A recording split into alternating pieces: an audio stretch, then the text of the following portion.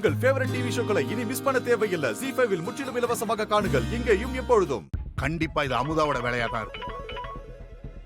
அவ உன்னை போட்டு வாங்குறதுக்காக இப்படி ஒரு ஏற்பாடு பண்ணிருப்பா. யோ, நீயே போன் எடுத்து மாட்டிக்காத.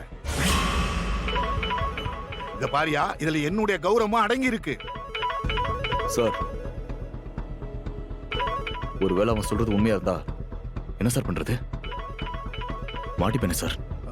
யோ யோ மரமண்டா, அந்த ரூமுக்குள்ள சிசிடிவி கேமரா இருந்துச்சா? இல்ல. அப்புறம் எப்படியா உள்ள நடந்தது அப்படியே சொல்ல முடியும்? ஒரு யூகத்துல அமுதா சொல்றதா அப்படியே சொல்றான். யோ, இதுல ஒரு குளறுபடி இருக்கு, அவசரப்படாத. யோ, முதல்ல நீ பயப்படாம தைரியமா இரியா. நீயே போய் வம்புல மாட்டிக்காத. இங்க பார், நான் சொல்றது மட்டும் பண்ணு. திரும்பவும் அந்த நம்பர்ல இருந்து கால் வந்தா எடுக்காத.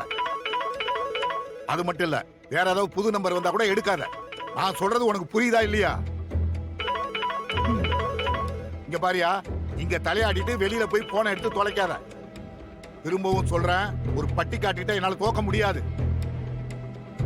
இது என்னுடைய கௌரவம் ஐயா, புரிஞ்சுதா? ஓ,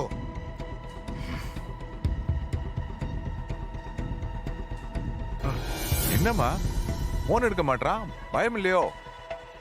இப்பதான் பயம் அதிகமாயிருக்கு. வக்கீல் இதெல்லாம் நான் பண்ற வேலை இல்ல, நம்பாதன்னு சொல்லிருப்பாரு. அப்ப இனிமேல் அவன் கால் பண்ண மாட்டானா?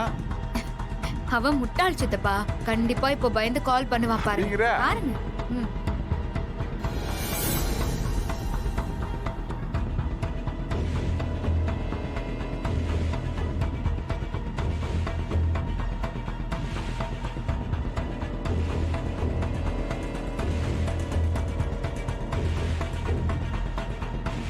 வக்கீல் அமுதா வேலையா இருக்குமோ நினைச்சு கால் எதுவும் பண்ண வேணாம்னு சொல்றாரு. ஒருவேளை இது உண்மையா இருந்தா அவருக்காவது போறது கௌரவமா தான் இருக்கும். இது உண்மையா இருந்தா என் உசிரையில போயிடும். பணம் எவ்வளவு செலவானாலும் பரவாயில்ல, முதல்ல அந்த ஆதாரத்தை வாங்குவோம்.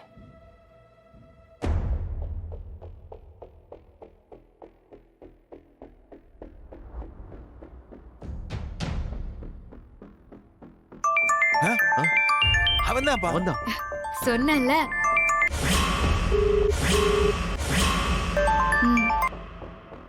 என்ன தம்பி, நல்லா யோசிச்சு ஒரு முடிவுக்கு வந்துட்டியா? சார், நான் பணத்தை கொடுத்துறேன் சார். ஆனா நீங்க சொன்ன மாதிரி எனக்கு அந்த வீடியோ ஆதாரத்தை மட்டும் கொடுத்துருங்க சார். அவசரப்பட்டு எந்த தப்பான முடிவு எடுத்துறாதீங்க சார். நீ நான் சொல்ற இடத்துக்கு ஒரு 10 லட்சம் ரூபாய் எடுத்துட்டு வந்துட்டீன்னா நான் சொன்ன மாதிரியே நடந்துக்குவேன். ஆனா ஒண்ணு, நீங்க பணத்தோட தனியாத்த வரணும். வேற ஏதாவது கோக்குமாக்கு வில்லங்கம் பண்ணி ஆளை கூட்டி வந்து அடிச்சு புடுங்கலாம் நினைச்ச, நான் போலீஸுக்கெல்லாம் போக மாட்டேன் சொல்ல. சோசியல் மீடியாவுல போட்டு இத பெரிய வைரலாக்கிடுவேன். அதுக்கு இருக்கிற பவர் எல்லாமே உனக்கு நல்லாவே தெரியும். அதுக்கப்புறம் நீங்க எவ்வளவு பணம் செலவழிச்சாலும் தப்பிக்கவே முடியாது. சார், நான் அப்ப எதுவும் பண்ண மாட்டேன் சார். நான் நிச்சயமா நீங்க கேட்ட பணத்தோட வரேன். அது எங்க வரணும்னு மட்டும் சொல்லுங்க சார். பதட்டப்படாத, சொல்றேன்.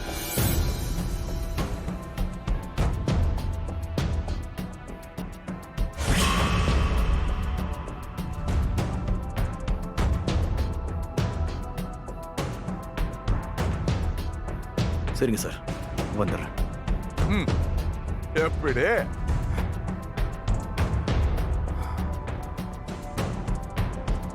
தங்கா, மீன் கொக்கில மாட்டிக்கிருச்சே.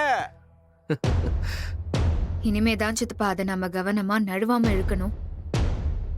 பணத்தை கொண்டு வர பழனி கிட்ட அவன்தான் மாயாவை கொலை பண்ணாங்கிற விஷயத்த எப்படியாவது பேசி அவன் வாயாலே வாக்குமூலத்தை வாங்கணும். அத நாம போன்ல வீடியோவா எடுத்து ஆதாரமாக்கணும். சொல்லிட்டீல்ல, உன் சித்தப்ப எப்படி அசத்தான் மட்டும் பாரு. யார் இவன்? இவனுக்கு எப்படி நாம கொலை பண்ண விடியாதாரம் கிடைச்சது? முதல்ல பணத்தை கொடுத்த ஆதாரத்தை வாங்கிட்டு அப்புறமா அவன் கதையை முடிச்சிட வேண்டியதான்.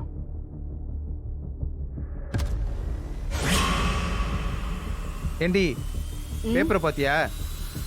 அன்னலட்சுமிங்கிற ஒரு அம்மாவை கொலை பண்ணிட்டாங்கன்னு கல்யாண மண்டபத்துல கைது பண்ணி தூக்கு தண்டனை கொடுத்துருக்காங்க. ஆமா, தினம் தினம் 1000 கொலை நடக்குது. இதுல எதை பார்க்க சொல்றீங்க? இதெல்லாம் ஒரு விஷயம்னு எடுத்து காட்டுறீங்க. ஆமா, குழந்தைக்கு பால் பாக்கெட் வாங்கிட்டு வர சொன்னனே, அதை ஒழுங்கா வாங்கிட்டு வந்தீங்களா?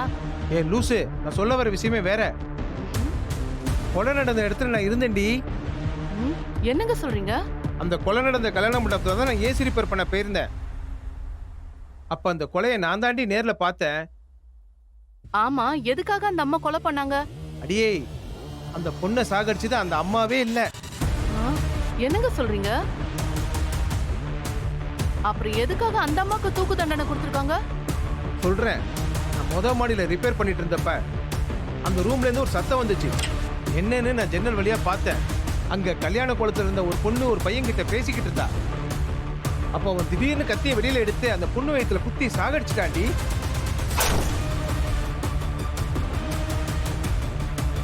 அப்ப யாரோ ரூம் பக்கம் வர சத்தம் கேட்டதும் அந்த பொண்ணை தூக்கி சேர்ல உட்கார வச்சுட்டு வேகமா ஓடி போய் பாத்ரூம்குள்ள ஒளிஞ்சுக்கிட்டான்.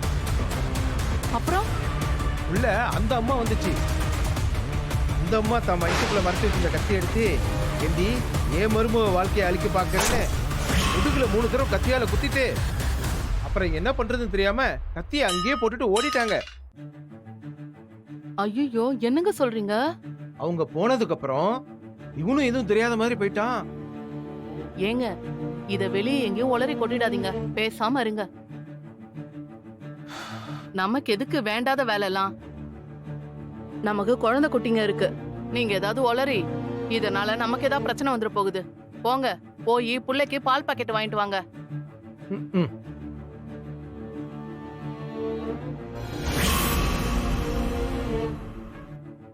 ஏமா அமுதா, எனக்கு ஒரு சந்தேகம். நாம எதுக்கு தனியா இப்படி ஒரு ரிஸ்க் எடுக்கணும்? அந்த பழனி பையன் தான் கொலைகாரன்னு நமக்கு கன்ஃபார்மா தெரிஞ்சு போச்சு. நமக்கு தெரிஞ்ச உண்மைய போலீஸ்ட சொல்லி நாளைக்கு அவன் பணத்தோட வர்றான் சார், நீங்க எங்க கூட வந்தீங்கன்னா உண்மையான குற்றவாளியா கையோட பிடிச்சிடலாம்னு கூட்டிட்டு போனா எப்படி? என்ன சித்தப்பா பேசுறீங்க? அவன் பணம் கொடுத்து முதல்ல விலைக்கு வாங்கினது போலீஸதா, அதுக்கப்புறம் வக்கீல. அவன் கிட்ட இருக்கிற பணத்துக்கு அவங்க எல்லாம் விலைக்கு போயிருவாங்க சித்தப்பா. அத்தைக்காக நாம தான் ரிஸ்க் எடுக்கணும். பாசத்துக்காக விலை போற ஆள் நாம தான். ஆமாண்டா, நீ சொல்றதே சரி. நானே ரிஸ்க் எடுக்கிறேன். எங்க அக்கா உசுரை காப்பாத்த என்ன ஆனாலும் பரவாயில்ல. ஜீ5 ஆப்பை டவுன்லோட் செய்து அனைத்து எபிசோடுகளையும் இலவசமாக பாருங்க.